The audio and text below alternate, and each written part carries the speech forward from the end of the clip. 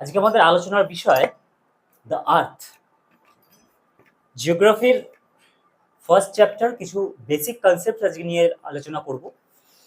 যেমন আমাদের এই সারা বিশ্ব ব্রহ্মাণ্ড কিভাবে তার উৎপত্তি, আমাদের পৃথিবীর বা উৎপত্তি কিভাবে, এবং পৃথিবীর গঠন কীরকম, সত্যিই কি এটা ফুটবলের মতো গোল না কমলা লেবুর মতো গোল। আমরা ছোটবেলায় তো আমরা পড়েছিলাম পৃথিবী, আমাদের বইতে লেখা ছিল পৃথিবী কমলা লেবুর মতো, পৃথিবীর আকৃতি হচ্ছে কমলা লেবুর মতো। তো যত দিন যাচ্ছে তত পৃথিবীর আকৃতি নিয়েও বিভিন্ন রকমের মতবাদ আমরা পেয়েছি।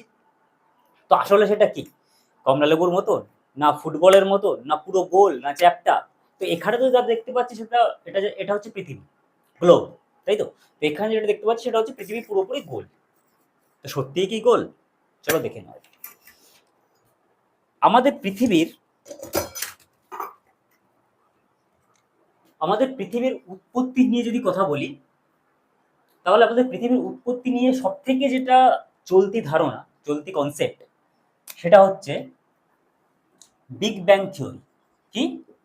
Big bang theory. এটা সব থেকে চলতি কনসেপ্ট যে বিগ ব্যাং থিওরিতে আমাদের পৃথিবীর উৎপত্তি হয়েছে। এই বিগ ব্যাং থিওরিটা কি? দেখো, বিগ ব্যাং থিওরি হচ্ছে সেই থিওরি যেটা 1920 খ্রিস্টাব্দে এডউইন হাবল নামের এক ব্যক্তি এই থিওরির প্রবক্তা বা এই থিওরিকে এনেছিলেন। কিন্তু তার আগে 1796 খ্রিস্টাব্দে লাপ্লাস বলে জার্মানির একজন জ্যোতির্বিদ, তখন তো বিজ্ঞান চর্চা বা কিছু ছিল না, তখন জ্যোতির্বিদ তিনি এই মতবাদ মোটামুটি আনেন যে সব নক্ষত্র, মানে একটা নক্ষত্র পুঞ্জ আছে এবং সেই নক্ষত্র পুঞ্জের ভিতরে প্রচুর নক্ষত্র আছে, সেগুলো ঘুরছে একে অপরে। তিনি সেই মতবাদ আনেন। তো 1900 খ্রিস্টাব্দে চেম্বারলেন এবং মোল্টন নামের দুই ব্যক্তি তারা মতবাদ দেন যে এই যে নক্ষত্রগুলো ঘুরছে, এই নক্ষত্রগুলোর সঙ্গে সূর্যের কোনো একটা সময় বিরাট কলিশন হয়, দ্যাট মিনস ধাক্কা লাগে। ধরো সূর্য একটা গ্রহ, এবং তারা ওই যে বললাম তার আগে তিনি এই ধারণাটা মতবাদটা প্রচারিত হয়ে গেছিল যে প্রচুর নক্ষত্র রয়েছে এবং প্রচুর নক্ষত্র সারা আকাশ জুড়ে ঘুরছে। এবং চেম্বারলেন এবং মোল্টন তারা প্রচার করেন যে পৃথিবীর এই সূর্যের সঙ্গে সূর্যের মতো আরেকটা নক্ষত্র, সেটা সরাসরি ধাক্কা লাগে এবং ধাক্কা লাগার পরে এর সাইড দিয়ে একটা অংশ কেটে বেরিয়ে যায়, এরকম চুরুটের মতো একটা অংশ কেটে বেরিয়ে আসে, এবং সেই অংশটা পরবর্তীকালে সেই অংশের কিছু ভাগ হয়ে সেখান থেকে গ্রহের উৎপত্তি হয়। দ্যাট মিনস আমাদের সূর্যের চারিপাশে আমরা যে ঘুরি, পৃথিবী সূর্যের চারিপাশে প্রদক্ষিণ করে, সূর্যের চারিপাশে যে 8খানা গ্রহ রয়েছে, সেই 8খানা গ্রহের উৎপত্তি কিভাবে হয়েছিল সেটা এইভাবে হয়েছিল। সেটা কে বলেছিলেন? চেম্বারলেন আর মোল্টন। কত খ্রিস্টাব্দে? 1900। তারপর এটা গেল। তারপর 1920-তে যেটা সব থেকে প্রচলিত মতবাদ, সেটা হচ্ছে বিগ ব্যাং থিওরি। সেই থিওরিটা আসে। এই বিগ ব্যাং থিওরিতে কি বলছে? বিগ ব্যাং থিওরিতে বলছে যে না, এমন একটা সময় ছিল যে সময়টাতে, সেটা হচ্ছে ধরা হয় 1370 কোটি বছর আগে, বিলিয়ন 1370 কোটি বছর আগে একটা মহা বিস্ফোরণ ঘটে পুরো ব্রহ্মাণ্ড জুড়ে। মানে আমরা যদি এখান থেকে তাকাই, আমরা যদি ছাদে গিয়ে বা বাইরে গিয়ে খোলা আকাশের দিকে যদি তাকাই, তাহলে অন্ধকার আকাশের মধ্যে শুধুমাত্র বিন্দু বিন্দু তারা দেখতে পাই, অসংখ্য তারা আমরা দেখতে পাই, তাই তো? তাহলে এই অসংখ্য তারা যে দেখতে পাই, এই তারাগুলো প্রত্যেকটা এক একটা নক্ষত্র। মানে সূর্যের থেকেও বড় বা সূর্যের মতো এক একটা নক্ষত্র, বা সূর্যের থেকে ছোট হতে পারে। কিন্তু সূর্য যেহেতু আমাদের সব থেকে কাছের নক্ষত্র, সেহেতু সূর্যের আলোটা আমাদের কাছে এসে এত পৌঁছে এবং সূর্যকে আমরা এত বড় দেখি। ক্লিয়ার? এবার এই যে লিটল স্টার্স, এই স্টার্স গুলো যে দেখতে পাচ্ছি, এই স্টার্স গুলো একটা, সমস্ত স্টার নিয়ে একটা নক্ষত্র পুঞ্জ আছে, সেইটাকে বলা হয় কি? গ্যালাক্সি। কি বলা হয় তাকে? গ্যালাক্সি। এবং এই যে সমস্ত গ্যালাক্সি, এই রকম গ্যালাক্সি সারা বিশ্ব ব্রহ্মাণ্ডে আরো অনেক গ্যালাক্সি আছে। এই যে অনেক গ্যালাক্সি মানে কি? এই যে একটা গ্যালাক্সি, এর পাশে আরেকটা এরকম গ্যালাক্সি আছে, তার মধ্যেও প্রচুর তারা এরকম ঘুরছে, তার মধ্যেও প্রচুর নক্ষত্র। শুধু নক্ষত্র নয়, এর ভিতরে ডাস্ট, ধূলি কণা, গ্যাস, সমস্ত কিছু আছে। এই একটা, এইখানে আরেকটা, এখানে আরেকটা, এগুলো সব কিন্তু স্টার্স, ঠিক আছে না, এগুলো সব স্টার্স। তাহলে এইরকম প্রচুর নক্ষত্র রয়েছে এবং সারা মানে পুরো বিশ্ব ব্রহ্মাণ্ডের মধ্যে এরকম হাজারো গ্যালাক্সি রয়েছে এবং প্রত্যেকটা গ্যালাক্সির ভিতরে হাজারো নক্ষত্র রয়েছে এবং এই হাজারো নক্ষত্রের মধ্যে এই যে ধরো আমাদের এই গ্যালাক্সি, আমাদের গ্যালাক্সির নাম কি? আমাদের গ্যালাক্সির নাম হচ্ছে মিল্কি ওয়ে। আমাদের গ্যালাক্সির নাম কি? Milky way. তাহলে এই গ্যালাক্সি রয়েছে, আমাদের গ্যালাক্সির নাম মিল্কি ওয়ে। আমাদের গ্যালাক্সির মধ্যে একটা নক্ষত্রের নাম কি? সান, মানে আমাদের সূর্য। এবং এই সানের চারিপাশে আমরা কি করছি? সানের কটা গ্রহ? 8টা গ্রহ, তার চারপাশে আমরা ঘুরছি। তাহলে বুঝতে পারছো আমাদের অকাত কোথায় রয়েছে? পুরো বিশ্ব ব্রহ্মাণ্ড কত বড়, সাপোজ এই বোর্ডটার মতো, তার মধ্যে এক একটা গ্যালাক্সি, এক একটা গ্যালাক্সি, এক একটা গ্যালাক্সি, এক একটা গ্যালাক্সি।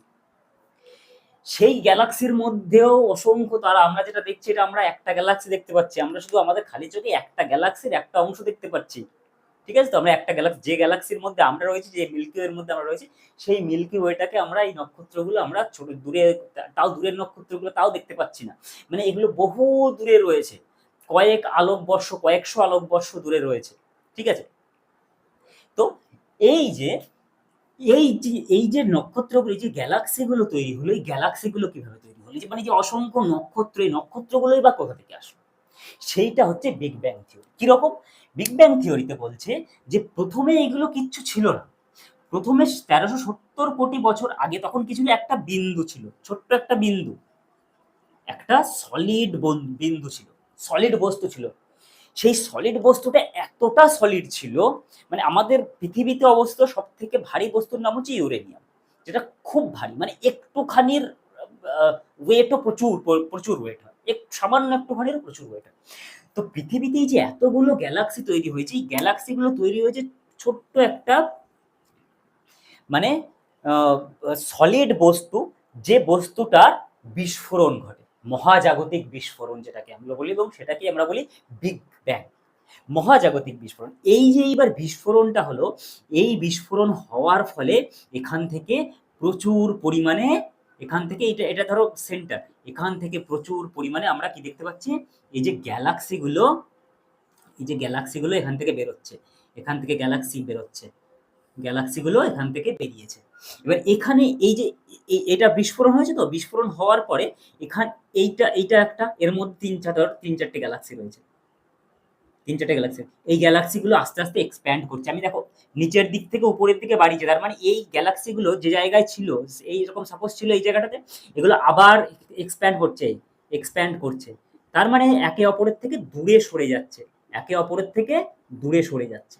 এই রকম ভাবে টোটাল গোটা বিশ্বে এখনো পর্যন্ত সেম প্রসেস চলছে, যবে থেকে এ বিস্ফোরণ ঘটেছিল, মানে বিগ ব্যাং থিওরি যবে হয়েছিল, কত বছর আগে হয়েছিল? 1370 কোটি বছর আগে যবে থেকে হয়েছিল, তবে থেকে এ আস্তে আস্তে প্রসারিত হচ্ছে এবং আস্তে আস্তে সারা বিশ্ব ব্রহ্মাণ্ড জুড়ে গ্যালাক্সিগুলো আস্তে আস্তে ছড়িয়ে পড়ছে আর কি।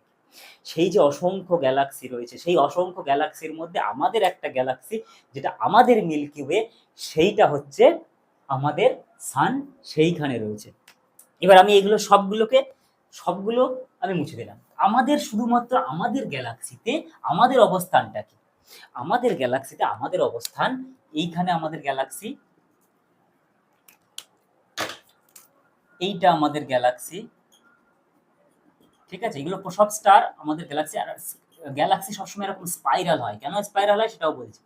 প্রত্যেকে ঘুরছে,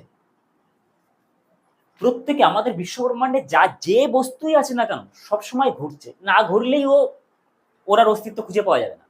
পৃথিবীতে যা কিছু, পৃথিবীর বাইরে মানে মহাবিশ্ব ব্রহ্মাণ্ডে যা কিছু আছে সবই ঘূর্ণায়মান বস্তু, সব রোটেট করছে, পৃথিবী পৃথিবী ঘুরছে, সূর্যও ঘুরছে, এই যে গ্যালাক্সিগুলোও ঘুরছে, গ্যালাক্সির ভিতরে যত নক্ষত্র আছে তারাও ঘুরছে, মানে সব গোল গোল খালি ঘুরেই যাচ্ছে, ঘুরেই যাচ্ছে।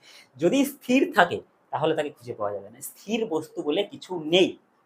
সুতরাং আমাদেরকে কেউ স্থির থাকলে হবে না, আমাদেরকেও ক্রমাগত নিজেদেরকে উন্নত করতে হবে, নিজেদেরকে সেই জায়গায় নিয়ে যেতে হবে যে জায়গায় গিয়ে আমরা একটা চাকরি ঠিকঠাক জোগাড় করতে পারবো। তো যাই হোক, এই যে গ্যালাক্সিগুলোর মধ্যে, এই গ্যালাক্সির মধ্যে সমস্ত নক্ষত্রই ঘুরছে। সমস্ত নক্ষত্র কোথায় ঘুরছে? ওই গ্যালাক্সির মধ্যেই নিজের কক্ষপথে, নিজের ওই যে নিজের কক্ষপথে প্রত্যেকে, আর প্রত্যেকে নিজের কক্ষপথে ঘুরছে, ঠিক আছে তো? প্রত্যেকে নিজের কক্ষপথে মানে কিরকম ঘুরছে, মানে সূর্য ঘুরছে, তো সূর্য যদি ঘোরে তাহলে সূর্যের এই যে কক্ষপথ, সূর্য এইভাবেই ঘুরবে, ঠিক আছে? তো যদি আরেকটা স্টারও থাকে, সে তার যে কক্ষপথ, সে তার কক্ষপথে ঘুরবে, বাইরের আর কোথাও যাবে না, নির্দিষ্ট কক্ষপথে নির্দিষ্ট জায়গায় নির্দিষ্টভাবে ঘুরছে, ঠিক আছে?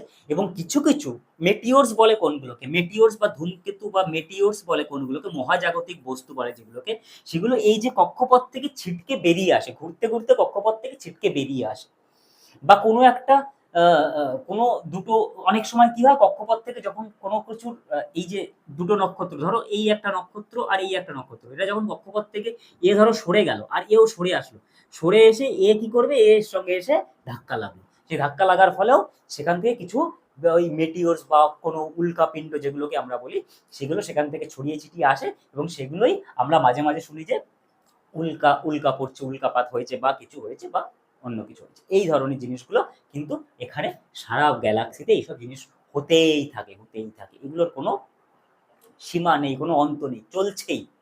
আমরা এখানে চুপচাপ বসে রয়েছি পৃথিবীর মধ্যে এক কোনায়, এক ঘরের ভিতরে চুপচাপ বসে রয়েছি, আর মহাজগতে অস্বাভাবিক ঘটনা ঘটে চলেছে, এবং সেটা কন্টিনিউয়াসলি ঘটছে, এর কোনো অন্ত নেই। তাহলে এই বিগ ব্যাং থিওরিতে এইবার সূর্য নিজের কক্ষপথে ঘুরেই যাচ্ছে। এবার সূর্যকে কেন্দ্র করে আবার কি হয়েছে, আবার এর কেন্দ্র করে এবার সূর্যটাকে আমি এখান থেকে তুলে নিয়ে আসছি, সূর্য কিন্তু কমপ্লিটলি এইটুকুই, ঠিক আছে? তো এবার সূর্যটাকে এখানে আমি তুলে নিয়ে আসছি, এই যে সূর্যটাকে বড় করছি, কারণ আমরা সূর্যকে বড় দেখতে পাই, আমরা সূর্যকে বড় করছি। এবার আমাদের আবার এই সূর্যকে ঘিরে আবার কি হয়েছে, যে না কিছু গ্রহ সূর্যকে ঘিরে ঘুরছে।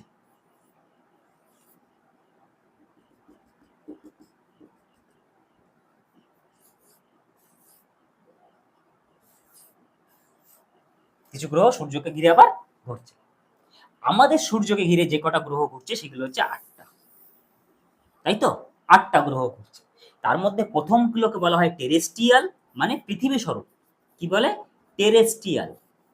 কি বলা হয়? টেরেস্ট্রিয়াল। কোয়েশ্চেন আছে, টেরেস্ট্রিয়াল মানে পৃথিবী স্বরূপ, মানে এগুলো হচ্ছে পৃথিবীর মতো, পৃথিবী স্বরূপ মানে সলিড জিনিস এখানে রয়েছে, কিছু সলিড জিনিস রয়েছে। আর এগুলো হচ্ছে জোভিয়ান, এগুলো কি বলে? জোভিয়ান। কি বলে? জোভিয়ান। জোভিয়ান গ্রহ, এগুলোকে কি বলে? জোভিয়ান। মানে এগুলো সবই গ্যাসিয়াস। আর কি গ্যাস ম্যাক্সিমাম? হাইড্রোজেন আর হিলিয়াম গ্যাসের, হাইড্রোজেন আর হিলিয়াম গ্যাসের। এবং সূর্য যে প্রচন্ড, মানে এই যে প্রত্যেকটি নক্ষত্র, এই নক্ষত্র কিন্তু কি, নক্ষত্র হচ্ছে মোল্টেন মোল্টেন মানে মেটালস, ধাতু এবং গ্যাস, এই দিয়ে প্রত্যেকটি নক্ষত্র নির্মাণ হয়েছে। মহাজাগতিক যত বস্তু আছে, মহাজাগতিক যত বস্তু আছে এর মধ্যে সমস্তর ভিতরে সবকিছুই মোল্টেন অবস্থায়। যে সূর্য এত চমকাচ্ছে, এত কিছু, আমরা এত প্রকাশ আমাদের আলো দিচ্ছে, এত কিভাবে আলো দিচ্ছে, ওর ভিতরে টকবক করে ফুটছে, কি ঘুরছে? হিলিয়াম, হাইড্রোজেন গ্যাস ফুটছে, আর আর মেটাল গলিত অবস্থায় ফুটছে ভিতরে ভিতরে, আর বাইরে তার গ্যাস, সেই গ্যাসগুলো জ্বলছে সবসময়। এবং এই কারণে সূর্যের থেকে আলো পাচ্ছি আমরা কোথায়? আমরা পৃথিবীতে পাচ্ছি আলো। এটা হচ্ছে আমাদের পৃথিবী, তাই তো? এটা হচ্ছে মার্স। আর এই মাঝখানে একটা, এই 4টে গ্রহ, আর এই 4টে গ্রহ মাঝখানে একটা ধূলিকণার একটা স্তর আছে, মাঝখানে একটা ধূলিকণার স্তর আছে, ঠিক আছে না? তাহলে এই হচ্ছে আমাদের পৃথিবী। এবার আমাদের পৃথিবীও কি করছে? আমাদের পৃথিবীও সূর্যের চারিপাশে ঘুরছে। আমাদের পৃথিবীও সূর্যের চারপাশে ঘুরছে। শুধু আমাদের পৃথিবী নয়, সবাই, প্রত্যেকে ঘুরছে। যদি না ঘোরে তাহলেই আর নেই, না ঘুরলেই নেই। যদি না ঘোরো তবে শেষ, তোমার তোমার বিদায়, তুমি টাটা বাই বাই। তুমি না ঘুরলে মানে তুমি ভর্তি গেলে এদিক ওদিক। তুমি একটা, মহাজগতের নিয়ম হচ্ছে তুমি তোমার জায়গা তোমাকে বেছে নিতে হবে, এবং তোমার জায়গায় তোমাকে সারা জীবন সেইভাবেই ঘুরতে থাকতে হবে, পাগলের মতো ঘুরতে থাকতে হবে তোমাকে সেই জায়গায়, তাছাড়া তোমার কোনো অস্তিত্ব নেই। এবং সেইভাবেই তোমাকে ঘুরবে, এবং সেইভাবেই তোমাকে সবাই সবার মতো মাধ্যাকর্ষণ, প্রত্যেকের মাধ্যাকর্ষণ শক্তি আছে, প্রত্যেকের। এই যে প্রত্যেকটি জাগতিক বস্তু সারা বিশ্বে জুড়ে সারা বিশ্ব ব্রহ্মাণ্ডে যত জাগতিক বস্তু আছে, প্রত্যেকের মাধ্যাকর্ষণ শক্তি রয়েছে, এবং প্রত্যেকের মাধ্যাকর্ষণ শক্তি, সেই মাধ্যাকর্ষণ শক্তিকে একে অপরের সঙ্গে আটকে রেখেছে এবং একে অপরের চারিপাশে ঘোরাচ্ছে। ঠিক যেরকম পৃথিবীর মাধ্যাকর্ষণ শক্তি এবং সূর্যের মাধ্যাকর্ষণ শক্তির মাধ্যমে আমরা কি করছি, পৃথিবী আর সূর্য একটা কক্ষপথে, নির্দিষ্ট কক্ষপথে ঘুরছে, তাই তো? প্রত্যেকটা গ্রহই তাই।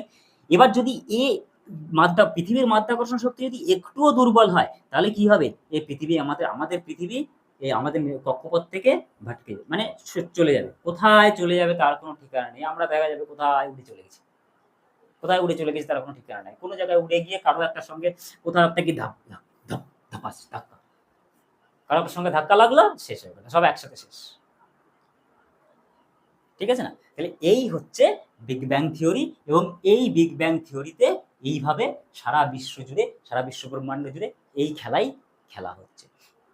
এরপরে কি, এরপরে আমরা দেখব যে পৃথিবীর গঠন কি রকম। এটা আমি বুঝলাম যে পৃথিবী কিভাবে সৃষ্টি হয়েছে, পৃথিবীর কি হয়েছে। এবার পৃথিবীর গঠন কিভাবে হয়েছে সেটা দেখবো এবার, যে পৃথিবীর উপরে কি রয়েছে, তার মাঝখানে কি রয়েছে, পৃথিবীর ভিতরে যদি একদম গর্ত খুঁড়ে সোজা ভিতরের দিকে ঢুকে যাই তাহলে সেখানে কি রয়েছে। সোজা গর্ত খুঁড়ে ভিতরের দিকে তো অনেক সময় ওই পাম্প দেখেছো, পাম্প মেশিন দিয়ে যখন পাম্প ঢোকা মানে জল বের করার জন্য যখন পাম্প বসানো হয় তখন খুঁচেই যায় ভিতরে, কিন্তু কতটা ভিতরে ঢুকতে পারবো আমরা। আমাদের আমাদের পৃথিবীতে মাটি, উপরে যে মাটি, সেই মাটি কতটা জায়গা রয়েছে সেটা দেখবো এরপরে। ঠিক আছে।